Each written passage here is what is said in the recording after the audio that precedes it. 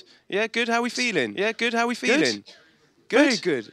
I'm good. I'm good. I thought football was coming home, but you know. Apparently it's not. Apparently it's not. I was going to cry in a corner a bit later. Welcome to the Future Film Labs at the BFI. At the BFI hosting today. I'm Jacob. I'll be hosting today. This is the Freelance Enterprise. Today we'll be getting some inside information from industry professionals, how we can survive and thrive. The complex world of freelancing. Does that sound good or not? Does that sound good or not, people? Brilliant, great. So listen, we've got Ian Watts today, who's a DOP, he's a lighting cameraman, he's a lighting cameraman. Alex Shipman, she's a filmmaker, camera assistant. Lee James, she's a makeup artist in film and fashion, who is a filmmaker. So, without further ado, let's introduce and clap for our panel. Come on.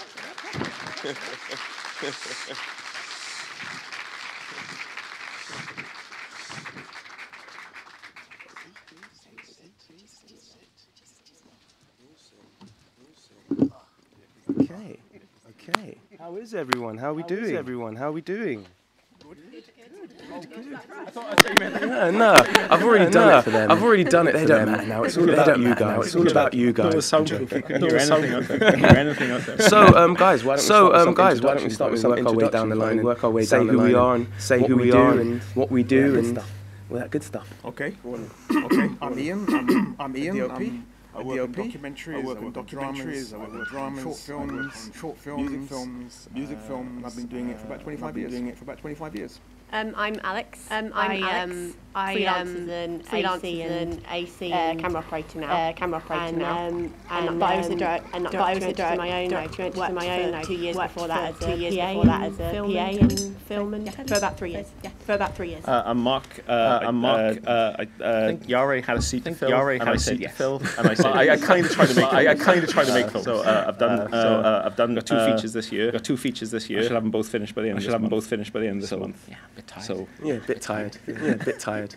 Hi, my name's Lee. I work as a makeup artist. I do makeup in film and fashion, and special effects. Cool, awesome. So that's our panel. Wicked. I guess we should all start with how you guys got here. Where did you start as freelancers? Yeah. Anybody jump in at any time? Well, I started out as so for a number of years I was a successful photographer. I was at the top of my game as a photographer. But I wanted to move into new areas. So I discovered moving television. So I gave up my photographer as a photographer. I went back to the bottom of the trade went to film school, worked as a camera assistant, and basically worked my way up. I've been doing that ever since. Cool. I guess. Well, I started because I did a BFI Film Academy course here. So it's the regional one where you spend making a film and Mark's and then I went to uni after that. But I only stayed at uni for like 2 months.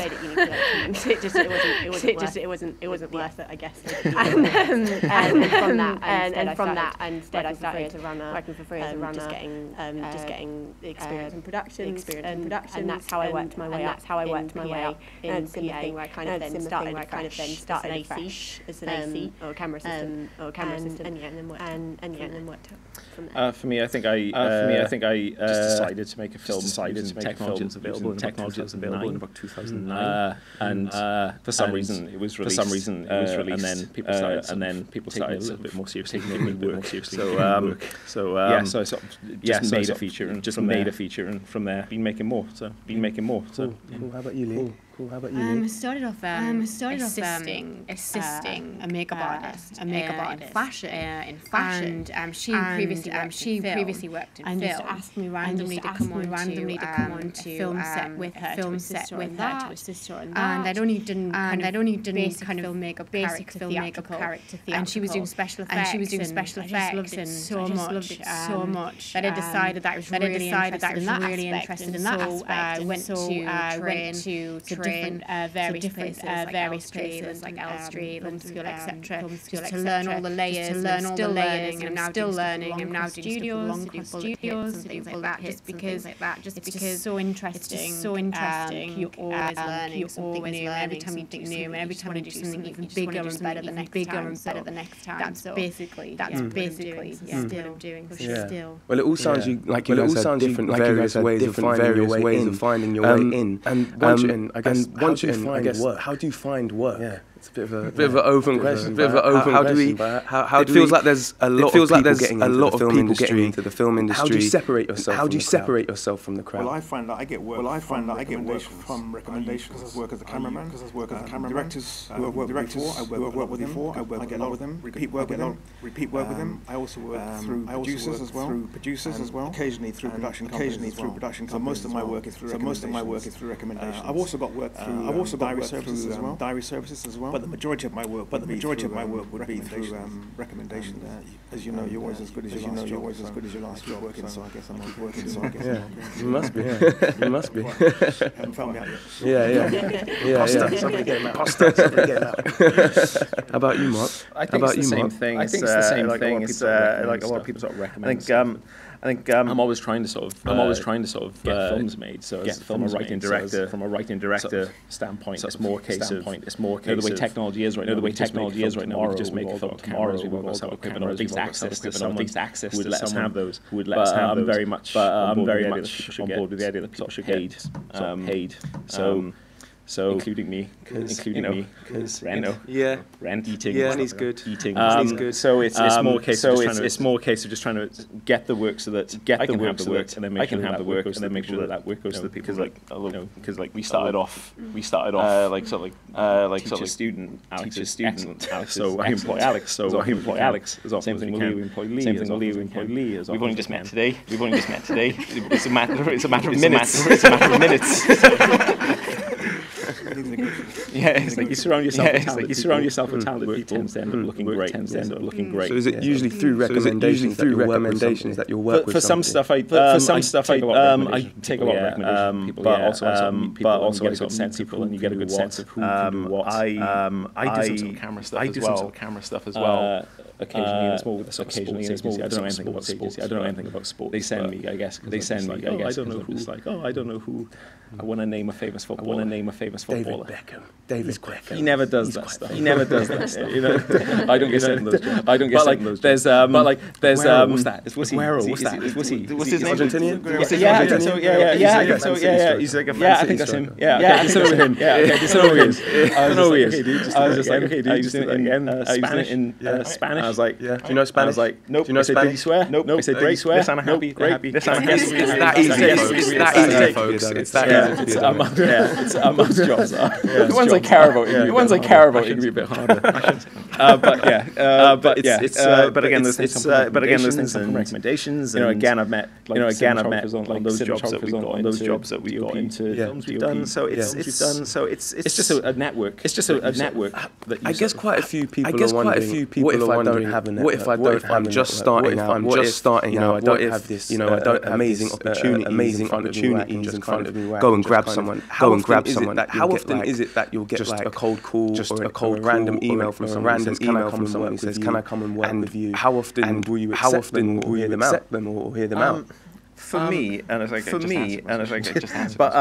like this. I always recommend people ask young people they say they want to make film, they're interested. These sort of events, you meet like-minded people, your peers, and you can find peers, and you can find. I always felt the best thing you can get out of film school is meeting other people like the same films you do, want to make films you do, and want to make the same films that you like.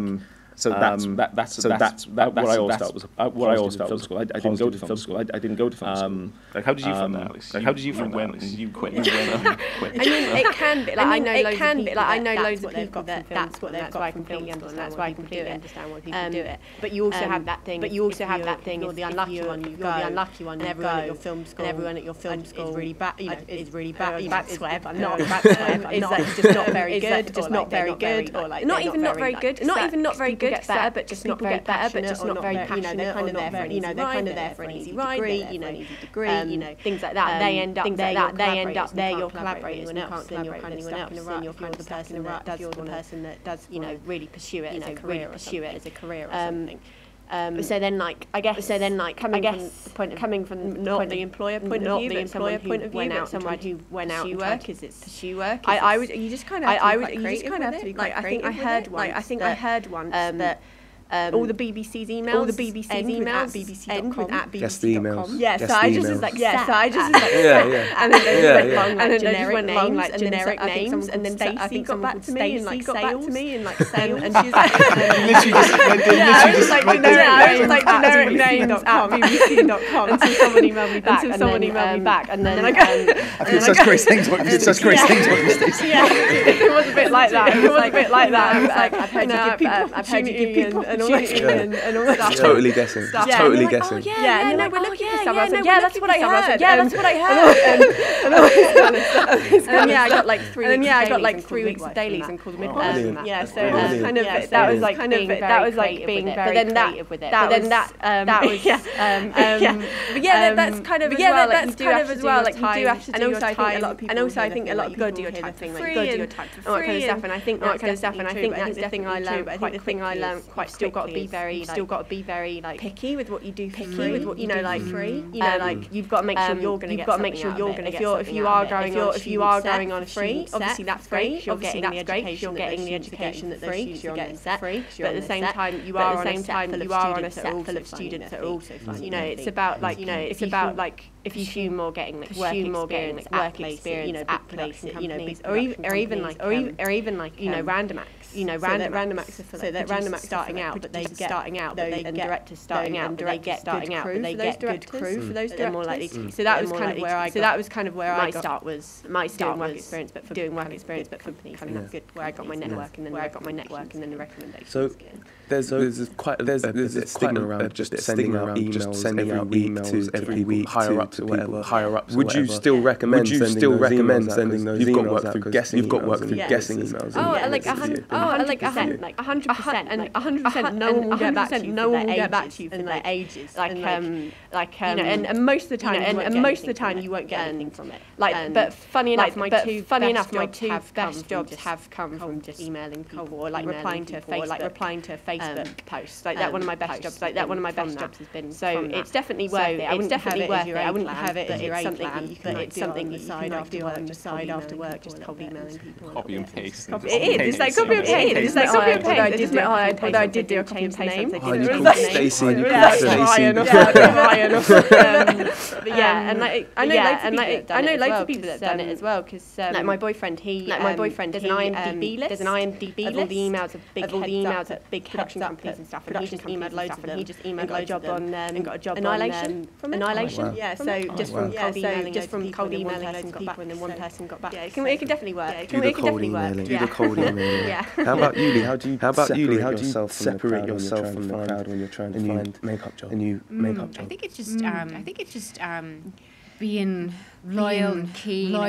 You're never too big to do certain tasks, helping other departments. Because sometimes, especially makeup, you might have quiet parts, we have really busy points. Not just sitting going, that's not my job. Like if I see someone who needs help, I want to help another department. It's that loyalty. I think it's the same for me when I take people on. They listen to that. They're willing to progress, and I think that's the biggest thing for me getting jobs. It means I get lots of repetitive work. People will remember you, and they know that you're committed to whatever you're going to do. You're always looking to do the best you can. Having things in your back pocket as well that might not be part of your job for that day, because things change. Being flexible, I think, doubling up on role. Yes, when someone comes to you with something, hopefully having other options hopefully having been options and being open and definitely helping everybody else, helping everybody else. Yes, as much as you possibly can, absolutely. That's remembered, and then hopefully, when commercials come up and commercials, they'll say, want that person, they bring in their own, they bring in their own, because they remember, you work hard, I think that is equally as important as the job that you're doing. Is that how you got the Plan B job? I'm not sure how you got that actually. We didn't talk about it. Lee worked on a Plan B music. Lee worked on a Plan B music video. It was just another person I worked with previously. So they just randomly I had an ages actually. I was doing more special effects. They just said, can you come down and do face painting? And I was like, fine, even though they know I'm not doing it much. But I think obviously they know that whatever that day, I'll be there and I'll be there till the bitter end. It was like 7 a.m. to 11. So it's one of those things. It's one of those things. I was at 6:30. Smiling, even though I was like, Jesus, I'm so happy to be here. I'm so happy to be here at 6. And then getting to 9 o'clock, smiling, and someone's yelling, I've got them here. Yeah, I've got them here. Exactly. I think that's the thing, isn't it? I think that's the thing, is not sitting there and going, nightmare. So this is a nightmare. So just helping everybody. So I think it's definitely they see your work, but also knowing that. It's not just about you look at me, I'm doing this. It's about being not too above yourself, and just helping and doing a really good job, full day. Versus 3 months of 6 a.m. or 5 a.m. starts and still be like, it sounds like a lot of it is relationship based in the freelance world. How much do you put behind your reputation? How much does your reputation mean in your work? Reputation is everything. Really. As I said earlier, you are as good as your last job. What people see is your work on the screen. Your reputation is key. Everything is reputation. You always have to be thinking about doing the best possible job each and every time, because you are a freelance person. You're not, and you're only going to get more work, and you're only going to get the work that you've done is good. If the work that you've done is good, it's not just doing good work. It's not just doing good work. How you are as a person, how you work as a human being, how people interact with you, how people interact with you. I think people like to work with people who they like. And if you're a miserable, people don't want to work. People don't want to work. Great. They might think you're not great. Say, well, but they're not going to say, well, we've got a nice person here, and we've got a nice person here, and we've got an unpleasant person. They're both equally talented. They're both equally talented. Who's not a pain in the ass. That's very important as well. That's very important. People like people who can get on with films and working on part of a collaborative process. I think it's important that you get on with people. It's important that you get on with people as well. So you've got the job. You've done a great job. You've done a great job. You haven't been a pain in the arse. How do you get paid? And on time. I tell them about my friends in Brixton. I got some friends in Brixton. Friends in Brixton. Want to meet them? Yeah. That's one route. That's one. If you don't have any friends in Brixton, make some. Just friends in Shoreditch. Okay. Okay. They're going to shit out of you with songs and his acoustic guitar.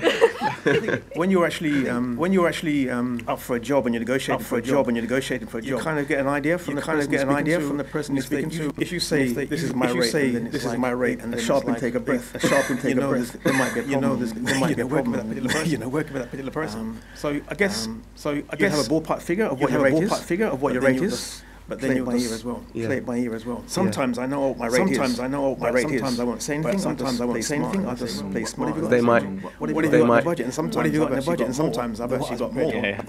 So speak less. Get a feel for the. Yeah. How do you know what to charge your services and how do you gauge it? Sorry. Well, there are. No, you go. There are unions. There's things like Bet2, and you can get a minimum. And you can get an idea of what minimum rates are for different grades. Good starting point. So that's a good starting point as well. Obviously, word of mouth. How about you guys?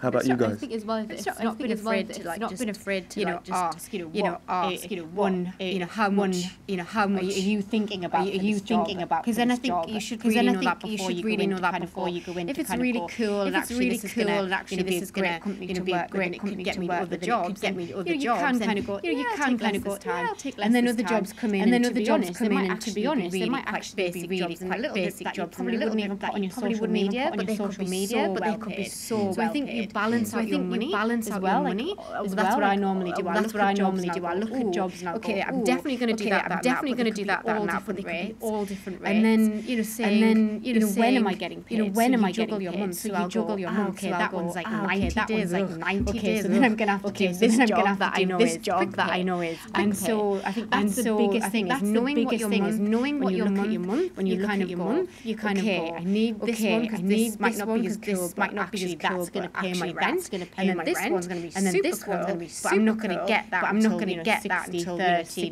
30, 90 days. You just know that, and have that in kind of your plan. Yeah, I think for me it's the same thing as what you were saying about agreeable, approachable, someone people want to work with. So I think whenever the job first comes along, and I'm asked what a day is, I do everything humanly possible, name a figure, that can come from them. And I always say, look, within whatever budget you've got, whatever budget you've got, I really want to do the job. And then if they come back to me and say, cool, do 12 hours, I'll go, wicked, that sounds amazing. Wicked, that sounds amazing. I've got a couple of things I've got to try and juggle first. I'll get back to you. Can you give me a couple of days? And then I go, and then I go, which is no job, I'm so sorry. There we go, problem solved. Learn how to say no. Learn how to say no. Fictional thing was responsible, not me going. It's a different thing. But then when it comes to trying to get the pay, it's going to come when they happen. Sometimes they don't. The way sometimes they don't. Commercial companies manage to figure out work, and this is just something I've figured out from my experience. They need the money from another job to pay you. So that's why it's something like 60 days, sometimes if it's commercial work. So when that money's there, if I'm going to get that money, they might not want me back. But if I can be like, hey, any news on that? Any news on that? Yeah, okay. They're like, oh, this guy's really nice. Let's make sure we pay him first. People at the end of the day. It's not about necessarily right or wrong. There is a hierarchy of people get paid. And I find the person that they like, they're more willing to do you favors. So terrible thing. But really, if you're making a film, there must be money in the budget. And rely on the production. That's already happened. It's terrible. Yeah, it happens. It happens. I made a BBC film, some independent producer, and he didn't pay me. The film was shown on the BBC. So you called your boys in Brixton. Not this time. Another kind of person to court. Because I gave them enough notice, and I said, look, you've been paid. The film's been shown on the BBC. So in the end, I took the person to court. I got paid, but you shouldn't have to resort to that. You shouldn't have to resort to that. 60 days sounds like a lot. 60 days sounds like a lot. Some productions, it's usually 30 days, some weeks almost. So I wanted to actually ask, what's the average time from completing money in the bank to money in the bank? Can we speed this up? As a collective of filmmakers together, is there anything we can do? Is there anything we can do? We pay as soon as the money's there. We pay straight. When the money's there, we have to. We don't go, well, we have to pay by there. That we did recently. The budget was coming from a company that had done exactly that. They spent the money before paying the bunch of pay that came in, which was for us at the top, because me and my crew and a couple of other people. We got our pay 5 months late. So it's I think a lot of companies don't do that. A lot of companies we're getting paid, but we got a lot of young people look after them. They come and work with us again. So in that instance, we kind of go, we're taking this one on the chin. And we ended up taking another project, money from another project. To balance it out. And then it was all fine. It all sort of worked out. I can see how a company can still get excuse at all. It's not right. It's not right. It does seem to be the thing that happens a lot. And I think it just trickles down, and it's where people work. There should be. There are rules to look out. There are rules to look out for. Out of curiosity, was it like a small claims court thing? So that doesn't cost you anything. It's quite easy to do as well. So it wasn't complicated. Claiming against the builder or something. Taking the producer to court. He turned up with the presenter. He had no case. Just didn't pay. The judge didn't laugh. What's your problem? You've been paid. Aren't you being paid? Yeah. And it is a bit of a joke, because if you've got a plumber coming around to your house and he fixes your leaky pipe, and you say, all right, pay you in 5 months. I'll pay you in 5 months. He'd tell you to do one, wouldn't he? Yeah, exactly. So why is it that that's the case in the film industry, in the television industry, why is it that you do a job and you do it well, and they have their product and just haven't got the money for a crazy amount of time. I was just going to say, I mean, I think that's definitely like a commercial, and when you're dealing with small production companies, because there is an avenue where that doesn't like PAYE, things like that you get paid. Could you explain? It's a payroll system that you get in like a normal, so you get your pay slip, so you get your pay slip tax for you, you don't have to like work out your tax at the end of the year and kind of thing. So everyone's on a payroll and the money's out and it comes out and things like that. I don't know. So there is that avenue. So it's not all kind of scary and you don't get paid for like that. That's why like Lee was saying. It's good to do daily jobs like that. Do daily jobs like that with the week, get paid at the end of the week. Hash that out with your production. But yeah, I don't know if there is any company to like pay you. It's like if anyone does know, then that would be great to know. Yeah, my doesn't occur. I've only had it happen to be one sort of fashion job. When someone gives a date, 30 or something, they plan that out. But there was one that I was like, over, and it was stressing me out, and I didn't want to them because you have that as well. And then in the end, I thought, you know what, I can never care anymore. Again, I don't care anymore. Sister, I called my sister, I just don't know what to do. She went, leave it with me. So she used her company, and then she passed on the debt collector just to threaten them. So she just wrote nice emails. She named the actual debt collectors. If you don't pay my client in X amount of days, these are the people sending that money. When am I got that money? From now on, I'm like, oh my god, I know what to do. So if you want to get paid on time, either call your boys in Brixton or get an accountant. That's the long and short of it, folks. Publicity through social media as well. Smear campaign. If the middle management's going to let the company down.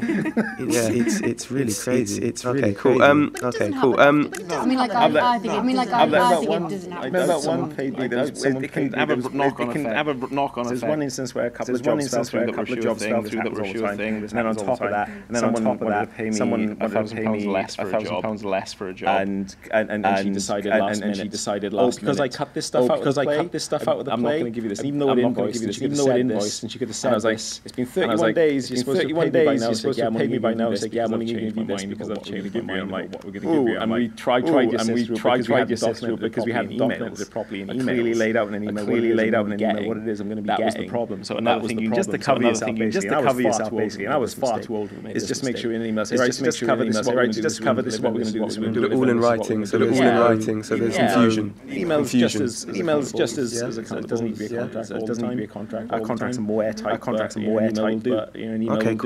Okay, cool. What's your guys' opinion on young filmmakers or people who want to work in the industry and they're just starting out and they're doing work for free? How long should they be doing work for free? How much work should they be doing for free? And is the moment that they've done a couple jobs under their belt and they start asking for money?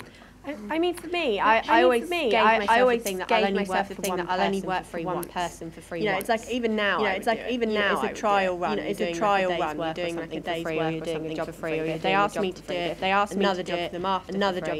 I'll make my excuses.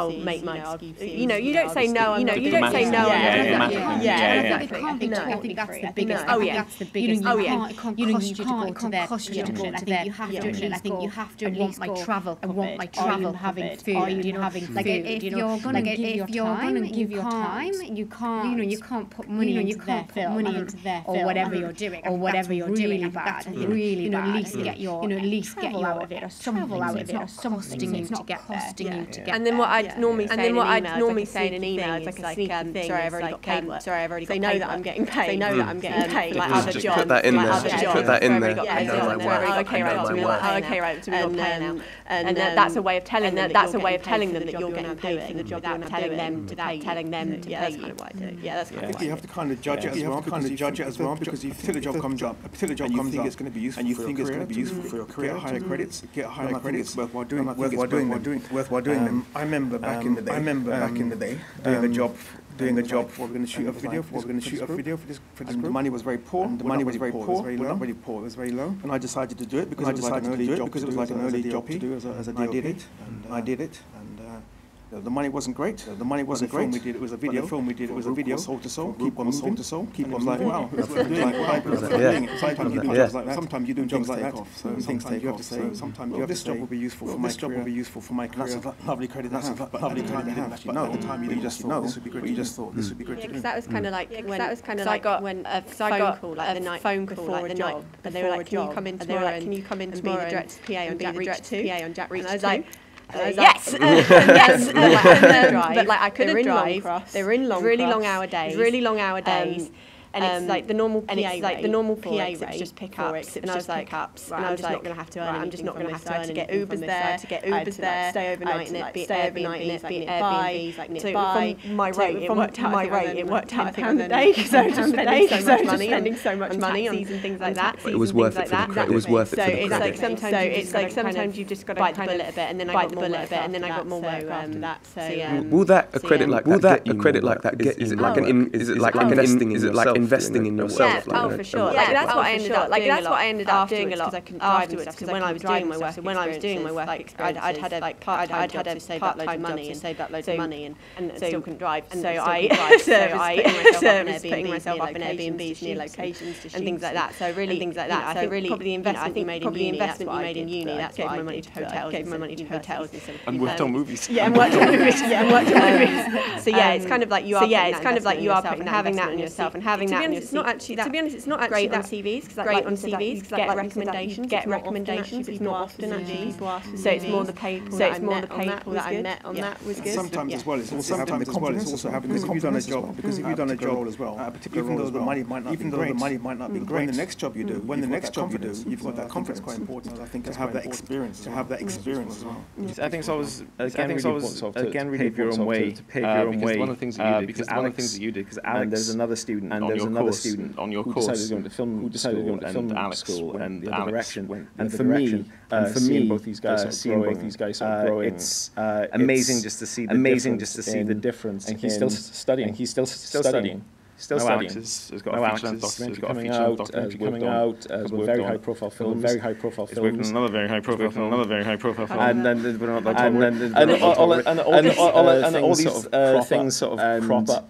You just see that sort of what happens when you just get out there and work. It's going to be interesting to see what happens. It's going to be the other guy when he comes out of film school, where he goes because of the knowledge and the etiquette of film school. Because film school, it depends on what your personality is and what your personality is and what you want to do and what your own a million different paths. If there's a set way to get into this industry, we wouldn't be here talking about it.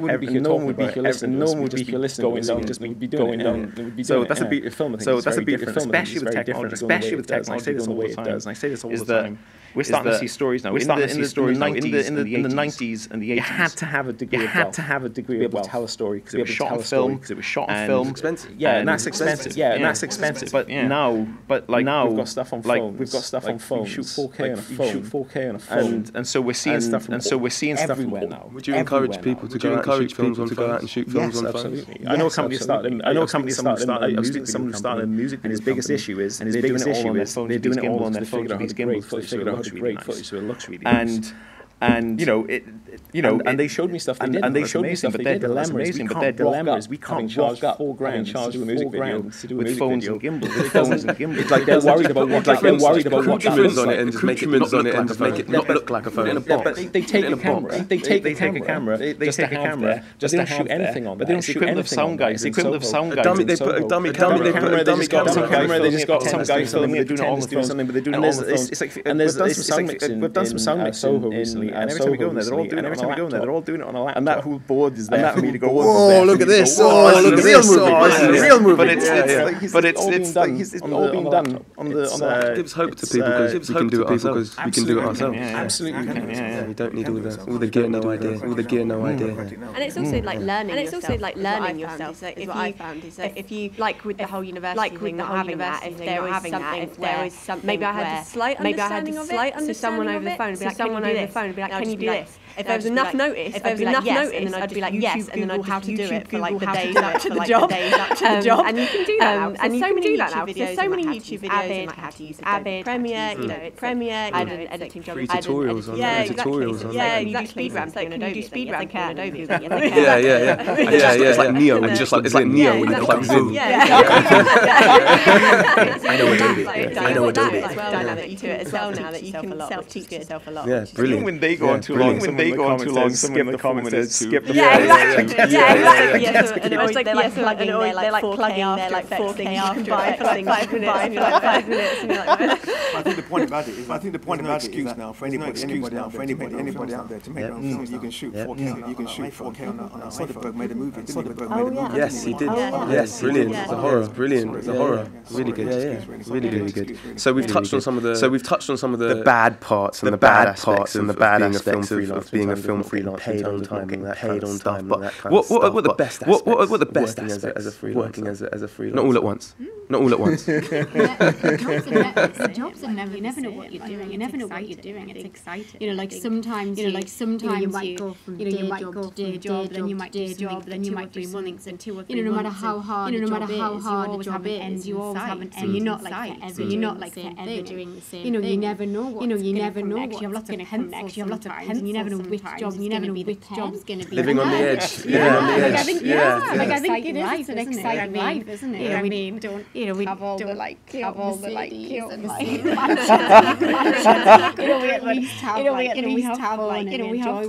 enjoy what we're doing. Every job brings a new skill. Like I think like every time I do something, I'm always like criticize myself. Always learning. But then I know like I'm hungry for the next job even better. Well, even better. Stuff to the last film we worked on. It was I'd never really done. There are elements of atmospherics that you've been working with Neil Corbell. And he's like, if you want to create this sort of atmosphere, you can do this sort of atmosphere. You can do this. And she's like, some of those feathers that you give to Ridley Scott. And he's like, yeah, you go. And she's like, right, great. I'm going to try this. Great, I'm going to try this. Yep, go for it. And then we end up with these really interesting unique visuals. Ridley Scott does. On a budget of nothing. Politely ask. Don't be afraid to ask. Don't be afraid to ask. You don't ask, you don't get. You don't ask, you don't get. Genuinely interested, like pretending. I was so fascinated. Like obviously they see that enthusiasm. I want to learn. I want to learn. No matter how long you've been doing it, I don't know everything. I want constantly. And they're so ahead as well.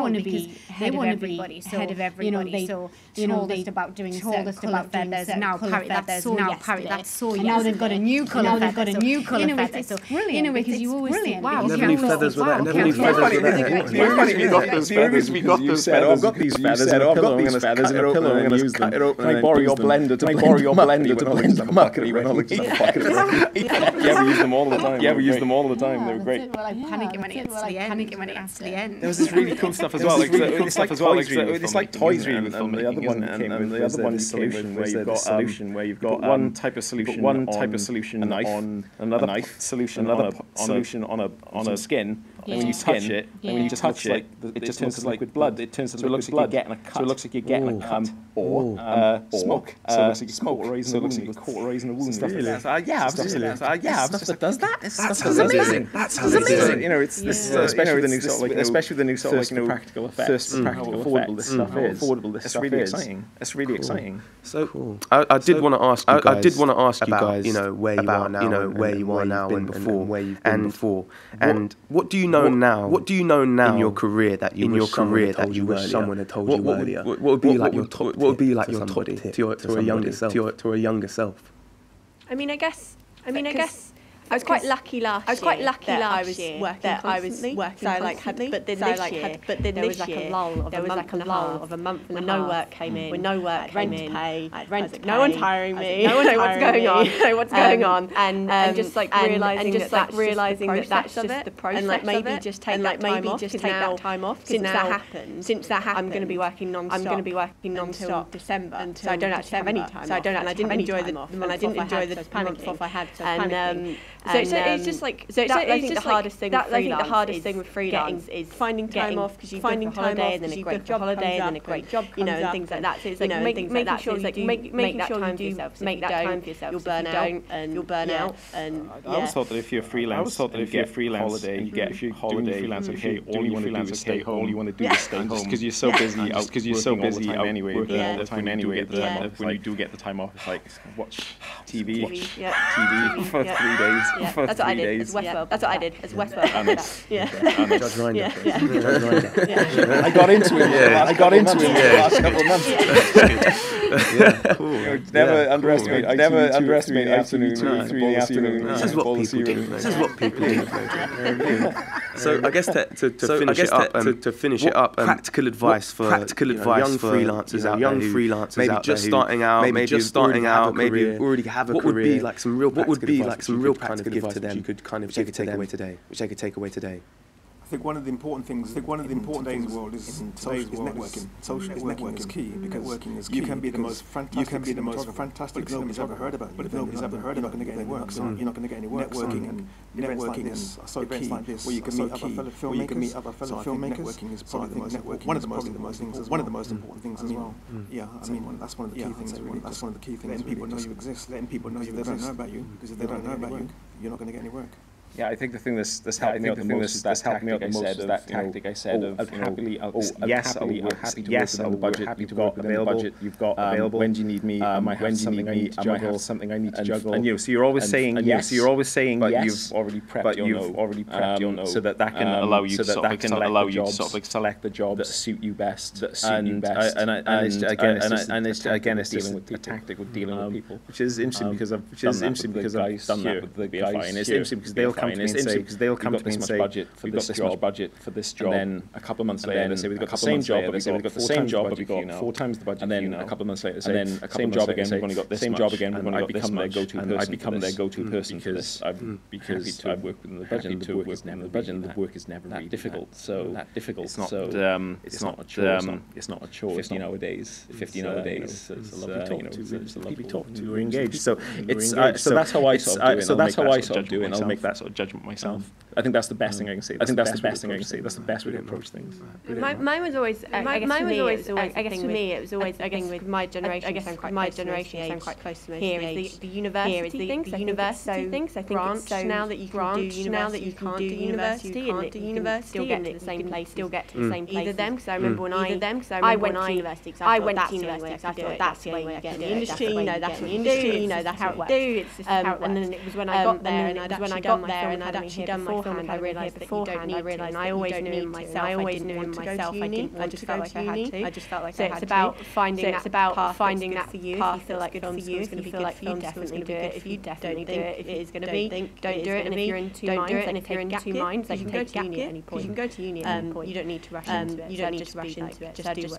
Just do whatever is best and how you learn. And I would say sign up to diary call and all those things like Mandy. Like literally when you literally don't know anybody, you just don't know anybody. So you've got to think like how do I network? So where do I start? So where do I start? So I think a good thing to do just at the very beginning, because you'll find there's a lot of budget-free jobs, but at least it will give you just a bit of portfolio, and you'll start meeting a few people. I mean, I did a few of those when I very first started out. I don't do that now. I don't do that now. I met a few people who random jobs that ended up calling me saying, I've actually got a commercial. So it was a job I did for free. I met somebody, and then the next minute I'm doing like 4 commercials with them, and they were all amazing day rates. So I did somebody, and then I get somebody, and then I get like lots of commercials. Obviously, out of the amount of free jobs I did, came through one, and it was amazing. So it's that thing, isn't it? It is a lottery. That's right. It's just so you start meeting people. So you start meeting the key, and it's not just you. It's other people you work with as well. We did fight sequence with Marcus employs people to work on stunt shows. He did all the he did all the stunts on Krypton. He was working on Krypton, and he saw some of the work that this guy had done. And went, oh, you're really good. Even though we came and did our film for hardly any money, $8,000 just to sit around and not do Ireland for a week. In Ireland, so it's so those jobs can lead on to best ways to work begets work. Work begets work. Yeah, definitely. Okay, brilliant. Well, I think it's about time to open it up. If you guys have any burning questions, please put your hands up. We'll pass the mic around. 2, 3. 1, 2, 3. Get the mic. 2. Swan at the front. We'll start. Swan at the front. Work our way back up. Hi. I'm going to ask two questions, but you can answer them as quickly as my first question is if any of you are multidisciplinary, sort of what you do and how would you navigate that as someone who's freelance? If you have any advice for that, and also your criticisms and advice for either join a production company, and be freelance. What you'd say to that? I had the PA background and I went to seeing. They're two very different worlds. Camera team tend to like to hire people, you know, that they want to be in camera, and they tend to like people that specialise. So when I'm making a camera team, I tend to say that I do work in the same way if a production job ever comes up. I don't sell myself as a PA and AC. It's like department I'm in, I sell myself to that department. I have separate Instagram. So I've got like an AC Instagram account, and then a PA Instagram. So then so you can kind of it looks like I'm specialised. It looks like I'm specialised. It looks like I'm specialising in one thing. So I think they like to see that specialising, but also some productions do a little bit of everything. It tends to be the smaller ones. It tends to be the VR documentary, like all those filmmaking lab. See, lighting work, all that kind of stuff. So it depends on the kind of route you go. But if you want to go down like telly film and stuff, it can be good film and stuff. It can be good to specialise in something.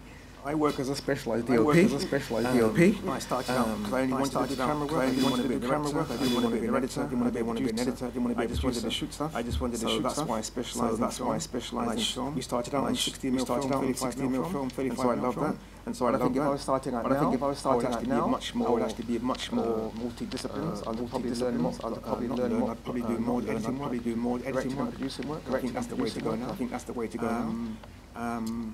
If you were a camera person, if you can try and get work, link yourself with a pro camera, places like that, where you can learn about cameras, you can learn about cameras, you can learn about lenses. That's also a useful way to go. And also because it's all about getting in and making contact. I'd say if you can get in with the production company, there's nothing. Lots of successful directors, producers, they all started out as runners. Don't be afraid to start at a lower level, just through the door, just to get in. The ones you got through the door, and the ones you got through the door, start to decide I want to be this direction or that direction. It's just important. Sometimes it's just important just to get in. Cool, wicked. Any more questions? Saw a couple hands before. Don't be shy. Over there. Brilliant. Hi guys, thanks for the insight. Really appreciate it. Just one question. Wanted to ask. If you've been doing some freelance work for a while, and you find yourself in a position where you kind of want to move on to something else. What sort of advice would you give? If you find yourself in a situation where the work you're being offered, is of a similar nature, but you don't have those sort of experiences or connections to recommend you? That's hard. I would say training. I think like for me, I really wanted to do pyrotechnics, but I didn't know anybody doing it. Obviously, doing it. Obviously, same work. I don't get that work. I don't get that experience. I don't know anybody. So I just looking for saving up enough money that one I could pay for like a short course, and also take some time out. So I thought because if I don't make this break, then I'm constantly going to be in this trap. I love what I do. do. I just knew that if I don't do it now, if I don't do it now, it's going to be too late. So I just searched and searched, and I was really fortunate that had a course that was affordable, and two was broken up so that I could actually still work and do the training and do the training. And then with that, I didn't even to open up the opportunities I have, but now I've opened up even more opportunities because the course ended up being at long course where they do special effects. And so now I'm there and actually fully doing it in a completely different capacity than I first thought I'd be able to. So I think you've got to take a risk and just have a look. If you really think I need to change, then just do it. Because you don't want to be another 5 or 10 years same thing and then going wish I'd done that. I know when I was making a transition from a camera assistant one to be an operator and also DOP. Obviously, I was established as but I wasn't established as a DOP. So when you decide that I want to make the next stage, it's very difficult to turn down work. It don't work as work. But you have to sort of decide. I'm not going to take anymore. I'm not going to focusing jobs anymore. So you've just got to go for it. Yes, you will initially find out jobs come your way. You're going to be turning down work. You're going to be turning down assistant. But as an assistant, your goal is to be a DOP. If your goal is to be a DOP or whatever, you just got to go for it. Then you just got to go. It will be hard, but just go for it. I think I seem to do. I think I seem to say yes to everything. I'll get the odd job, like sports stuff, doing the sports stuff. Then I'll get educational, and then I'll get my own film, and then I'll get my own film business commercial work. So I sort of tend to navigate back and forth. I consider myself to be more making my own films. That's where I feel that's where my heart lies. So that's how I float around a lot. But I guess it's a different thing. I want to make this film. I want to make this film. Budget to make this film, and budget to make this film, and then that happens. If you're lucky, so that's kind of. So I kind of do a little bit of it all, and I just sort of, I guess psychologically doing one thing. Myself is doing more than the other, even though there's even less than everything else. Do less than everything else. Cool, brilliant. Any more questions? Cool, we've got three. We'll pass it to Jen up there. Hi. I want to do freelance cinematography. Oh. No, please go. Don't mind me. I'll do freelance cinematography. Would it be worth say getting work experience in like an edit house or something? Because that'd be easier. That's very different to cinematography. Would it be worth trying go for something more along the same lines? I think it's very useful to get work because if you don't actually know how you cut your footage together, you're in the wrong place. So getting work in edits at house is very important. Actually see how other people shoot stuff as well. You see how they shoot coverage. They do get I would say do get edit work experience in edit because that'll make you a better DOP. That's amazing actually. So it's amazing actually. There are a few DOPs who care about how it's edited. Which is fine because that's the area that they're focusing on. But I think the best have exactly that attitude. How is this going to go? That's what I'm thinking all the time. When I'm shooting, how's this going to cut? How's this going to cut? Things like that cut because you're an editor, but you're thinking how the final footage is going to be. Editing is a real alchemy, isn't it? There's this saying where you make three films. Once when you write it, once when you write it, once when you edit it, and once when you edit it. So editing is integral. It's one of the most important. It's one of the most important. It's where the film's made. It's where the film's made. Okay, I think we've got time for one more question. Who's got a really big burning question? That one over there. Hi. You said you guys got a lot of recommendations to find work. Where else can you find work? Like websites? Production base. Fun. Places like production base. That's a good place to start. Mandy, you were saying? Production base. There's UK film jobs. That's really good. Because they only you can only put paid positions up on that. Shooting people as well. But I think you have to be a member. That's more of the community. If you want to pay this, my first job in film as well, which is quite good. They have loads of things up there. So you have to pay for it. Wicked. All right, guys. Well, why don't we give a round of applause? To our panelists? Guys, let me take a seat.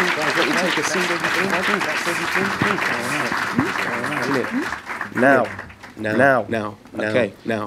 Okay. It's time. Now is for our hive. You guys with the mum. Stay Ben Allen.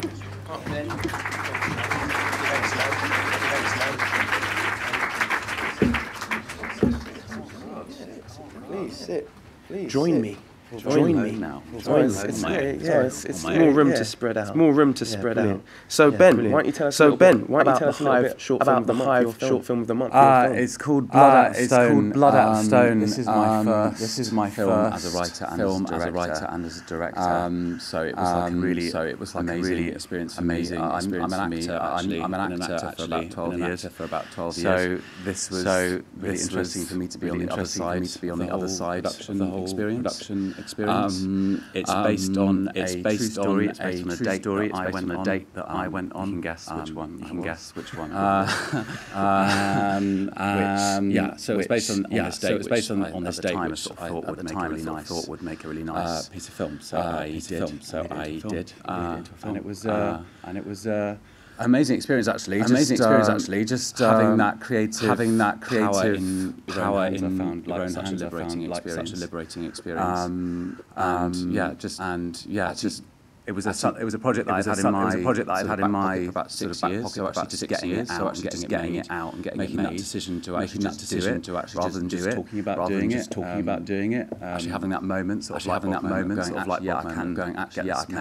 get this made was very liberating. And this is its second screening. Yes, isn't it? You screened here before. When was that? When was that? BFI Flare, which was in March. In NFT1, so I was so excited to be back here again, and like being in NFT1 was just an absolute dream. That was one of the main festivals that we really wanted to get into. It was a dream come true. And it wasn't just screened. It wasn't just BFI, was it? It was screened BFI, was it? Quite a few cinemas, wasn't it? Quite a few cinemas. Yeah. Oh yes. So we were screened. It was screened alongside Love, Simon. In I think April or May. At Everyman Cinemas. They did it as a little screen preview. So it was up and down the nation and Everyman Cinemas. And Packadillo were putting it on their yearly DVD for Boys on Film. So that'll be out in October, I think. It's all very exciting. For Stabbed. It's brilliant to see. It's brilliant to see. Filmmaker first way around. So really looking forward to see it. So really looking forward to see it. So why don't we give Ben a round of applause and watch the movie? Cheers.